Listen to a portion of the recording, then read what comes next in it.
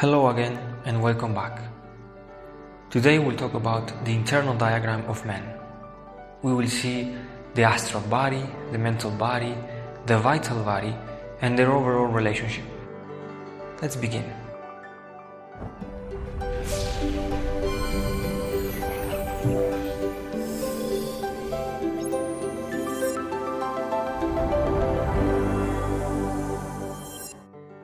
So, every human being has four basic bodies: the physical body, the vital body, the astral body, and the mental body.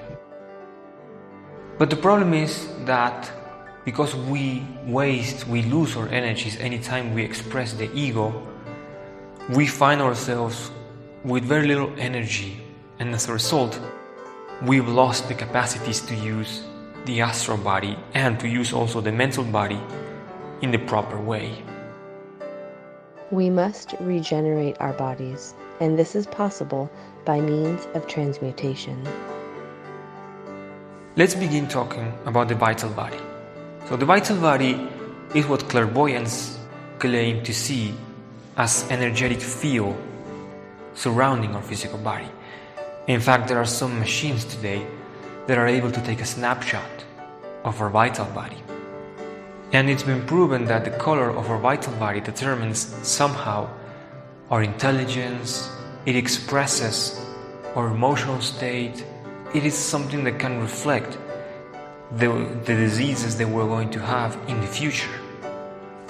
So we need to improve our vitality, because if our vital body is weak, we will age faster.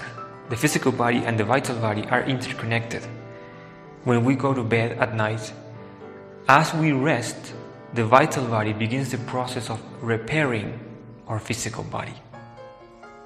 And during the day, when we eat, the food we eat, it is transformed into energy that our vital body will use during the night to repair our skin, to fix some kind of problem we might have with our bones, to repair our internal organs, etc. No organism can live without the vital body. Each atom of the vital body penetrates into each atom of the physical body to make it vibrate intensely. This body is really the upper section of the physical body, the tetra-dimensional body. So if we do not know how to rest properly, our vital body will not be able to regenerate our physical body in the way it should. So we need to rest with the lights turned off, and we should block all windows so no light gets into a room. In other words, we need to sleep in a room that's completely dark. Also, we need to rest during the night, because it's not the same thing to rest during the day. So if you work during night shifts, then unfortunately your physical body will age faster, because the day was not meant for you to sleep. The night is the time of day where we have to rest. We need to make sure also not to have any electronic devices around our physical body at night. So it's a good idea to turn off our cell phones, because the radiation and the signal and other things that are related with technological devices like computers, they affect our vital body. And so if we want our vital body to stay healthy, so we can live longer lives, then we need to avoid at night contact with electronic devices. And also when we shower, we need to try to shower with water that is not contaminated. And when I mean contaminated, yes, I'm talking about water that's contaminated with lead, but also fluoride, which is completely legal in some countries. Sometimes water comes with chlorine. That's not good for our vital body. It might be good for the physical aspect of our bathroom, but it's not good for our vital body. So we want to shower with water that's as pure as possible. And it's always a good idea to go on vacation and to shower in a river which is clean, not contaminated. You know, some of those paradisiac places in the world where you can rest in water, we can shower under a waterfall. That's amazing, and it helps to revitalize our vital body. And another thing that we can do to help our vital body is we can boil roses, rosemary, different plants, and then we can shower with that water. That's going to help our vital body as well to recover its original state, to be revitalized. The mental body is a material organism that has its anatomy and its hidden ultra-physiology. When the diseases of the mental body crystallize in the physical brain, then insanity occurs. We also have the mental body, and we have already talked about the mind in several videos, that we need to practice meditation to equilibrate our mind, that thinking too much, reading too much, it puts a lot of stress in our mind, right? The current state of our mind is not that of a single mind, because it's like if somebody were to see us using clairvoyancy, they will not see us having a single mind, but instead many minds. Because our mind is sort of fragmented, and each ego sort of takes a little piece of our mind. Each ego has its own way of thinking, its own ideas, its own concepts. So our mind, unfortunately, it's not a mind, but rather minds. This is the reason why when we go to meditate, all sorts of thoughts begin to pop in our head, right? All sorts of ideas come and flow, memories, worries, concerns, fears, rancor. So those are the egos, each ego using our mind to project its own ideas, its own concepts. And so we find it very difficult to meditate, right? For now, what we're going to be doing with our mind, whenever we go to meditate and it drives us crazy with all those thoughts, is we're going to stay focused on what we're doing. That is, following our breathing, or maybe following, concentrating on our third eye. And so when those thoughts come, we just don't have to identify with them. So we just have to stay focused and let those thoughts pass in a very similar way as when we look at the sky and the clouds pass, right? The clouds just move away and pass. That's the idea that we want. That's what we want to do with those thoughts. Just pay attention, of course. Some thought has just come to my mind, okay? Observe the thought, observe this idea, but do not go with it. Do not take part. Just observe it and let it go. Let it go. And hey, a couple seconds later, a different idea comes to our mind. Same thing, just stay focused. Yes, pay attention, observe this thought that's just come. But do not go away with it. Instead, let it fade, let it pass, let it go. And if we do that, eventually, all of those thoughts will stop coming, and we will be able to achieve the silence of the mind. Basically, we will be unifying our mind, and that is what we want. We need to take advantage of the moment of transition between wakefulness and sleep to leave the physical body at will and enter the superior dimensions. This is known as astral projection. And we also have the astral body. And I'm sure this is the part you've been waiting to hear about. Because maybe you read online about the astral projection, astral travel, lucid dreaming, and more. Correct? And yes, we want you to achieve the astral projection. That's what we want to achieve during this course. When you have an astral projection, your physical body is laying in bed, resting. And you go with your consciousness using your astral body, and you are able to move around, you're able to walk, and you're also able to fly. Because the astral body is not ruled by the law of gravity. Using the astral body, we could go back in time and relive certain events or moments of our childhood. Using our astral body, we could go back in time and relive and study our past existences. using the astral body, we could go and speak directly with the judges of the law of karma, the temple of the law, and we could ask for our book, the book of our destiny. And in that book, we would be able to see the karma that we owe, the things that we are to pay for, the things that we did wrong that will come back to us, and we'll be able to negotiate our karma before it's too late.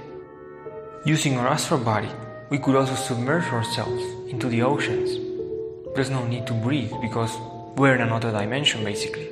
And we could go down and explore the deep seas, the deep oceans. We could also fly high and up above into the sky, into the atmosphere. Using our astral body, we can also speak with people who's already died. There's nothing to fear, right, when it comes to someone who's dead. We're just aware of the fact that they live in another dimension, and with our astral body we can speak with them, we can salute them, we can talk, and there is nothing to fear. This is true magic, the magical realm of the astral world. We can also visit the elementals of nature, their kingdoms. Essentially, the astral body opens the doors for us for an unlimited number of possibilities. We have to obtain the astral projection. That is true awakening. If we do not obtain the astral projection, then unfortunately we're just accumulating intellectual information throughout this course that's not going to serve us at all. And that is very sad, because the awakening is possible. Many people have attained it. Many people can testify to the astral projection. Perhaps it even happened to you. So we have to obtain this. Now, how do we obtain the astral projection? Well, it's simple. Let's take a look at a few tips and tricks. First of all, by this point, you've been working on yourself. So you are already saving energy because you're no longer expressing the ego. But there's one ego in particular that would make the astral projection completely impossible. I'm talking about anger. When you have an explosion of rage and anger, you yell, you insult, you feel angry. In that moment, your body is emanating a vibration, a certain level of energy, which is called Venenoskirian. And this Venenoskirian type of energy will basically poison your astral body. Therefore, it will be very difficult for you to obtain the astral projection if you're always angry, if you're always with rancor and frustrated. So we want to stop expressing or having those outbursts of anger. We don't want that. We need to learn to live in peace. Let other people say or think whatever way they want. We are not going to object to what they say or what they think, because we have a goal. That goal is to live in peace, to respect other people, to respect their freedom of thinking, their freedom of choice, and avoid arguing with them. Because anytime we argue and we feel our emotions, we are arguing, no, you're not right, I am right, you're wrong, no, that's not the correct way. What we're doing in those moments is wasting this energy, because we are expressing our anger. We can see how we speak with a little bit of violence. Maybe we slam the table, etc. So we don't want to do that if we want to obtain the astral projection. Because if we express our anger so much, then we will only be poisoning our own astral body. So when you go to bed at night, you're going to do your meditation. It's very important that you meditate every single day. Either you meditate in the morning or during the night, it's perfect. So that's going to help you be more aware, more self-aware of where you're at, of the environment. And when it comes to the practice that you're going to be doing to obtain the astral projection, there are thousands of exercises. So I'm going to only share one. But I invite you to read our Gnostic books so you can read about other ways to obtain the astral projection. So when you go to bed, you're going to lay on your back and you're going to be resting. And you're going to use your imagination. You want to imagine the pyramids of Egypt. Try to feel like you're there. Try to feel the sand in your feet. Try to see the pyramids at a distance, the Sphinx. Try to feel the sun warming your skin. Use imagination to feel the wind blowing in your face. And make sure that your body is feeling relaxed. Make sure to relax your body. You want your body to fall asleep, but not your consciousness. That is why you are laying in bed, but you are using imagination to stay aware, to stay conscious. And as you do this, mentally, you're going to pronounce a mantra. This mantra is Fa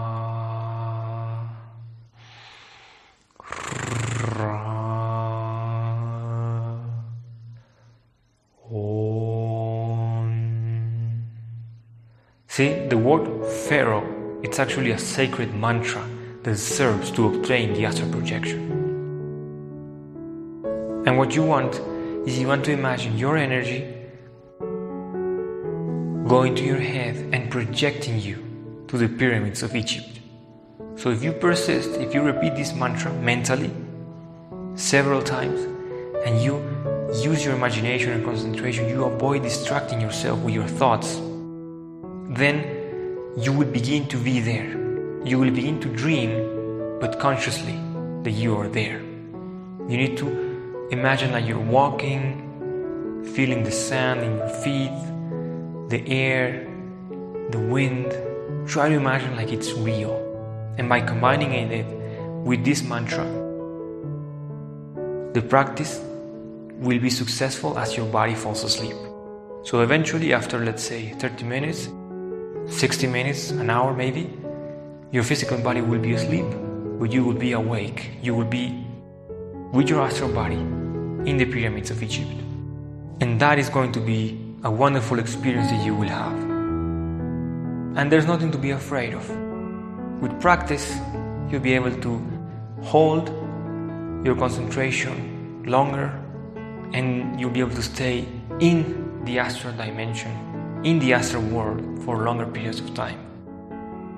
It is completely normal that the first time you achieve the astral projection, you get so excited, you go back to your physical body. It is completely normal that you obtain the astral projection and you begin to fly, but since you're afraid of heights, you wake up. So, it will take time, of course, but with practice, you will be successful and you will achieve the astral projection. And you must, if you truly want to experience the reality of the superior dimensions. We don't want you to live out of theories or to believe what we say. We want you to experience it for yourself. And again, there's nothing to fear when it comes down to the astral projection. Unfortunately, there's many people out there who do not want you to wake up. They do not want you to experience the astral projection. Not because it's dangerous, but because they don't know and they just project their own fears onto us, onto you. So it's sort of fear. It's like a virus that spreads and prevents people from achieving the awakening. And that is really, really sad. It is necessary for the human being to be able to see the internal worlds. It is indispensable that students train themselves to use their astral body. With that body, we can enter and leave the physical body at will. We can visit the superior worlds, transport ourselves to other planets, etc. And now I'm going to talk about the three traders. So the three traders refers to three ways in which we betray our being. We betray ourselves. So the three traders are symbolized in the story of Christ by Judas, Caiaphas, and Pilate. So these three individuals who played a key role in betraying their master. Symbolically, they betrayed the Christ But in a way, we also betray ourselves, betray our own being, our own Christ, with our actions. So sometimes we are like Judas. So Judas sold his master. We do the same thing when we, instead of prioritizing our spiritual aspect, we agree and go to have a drink with a friend and get drunk.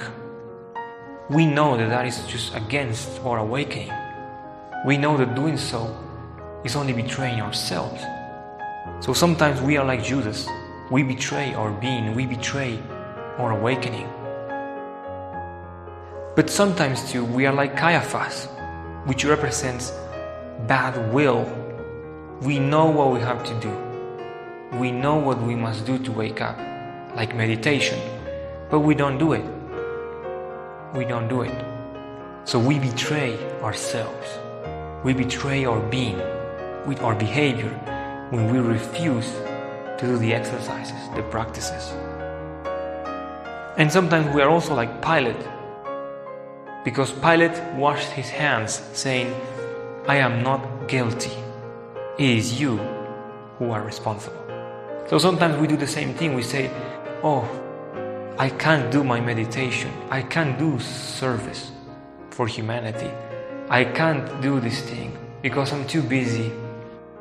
We say, it's not my fault that I haven't woken up yet. It's just that I'm too busy. There's too many things. It's because of other people that I can't do this. We betray ourselves, we betray our being, we betray our Christ, we could say, anytime we do any of those things. So Judas symbolically refers to the desire, Caiaphas to bad will, and Pilate to the mind, to justification. Therefore, if we want to obtain the astral projection, we need to stop betraying ourselves. We need to stop yielding and giving in to desire. We need to stop giving in to desire and fornication. We need to stop giving in to our bad will that doesn't want to make practices. And we also need to stop giving in to our mind that constantly justifies itself to say, no, we can't meditate because this and that. Unquestionably, each of us carries in our psyche the three traitors: Judas, the demon of desire; Pilate, the demon of the mind; and Caiaphas, the demon of ill will. Judas exchanges its master for liquor, money, fame, vanities, fornication, etc. Pilate seeks to justify himself to avoid responsibility. Caiaphas sells the sacraments, commits adultery, etc.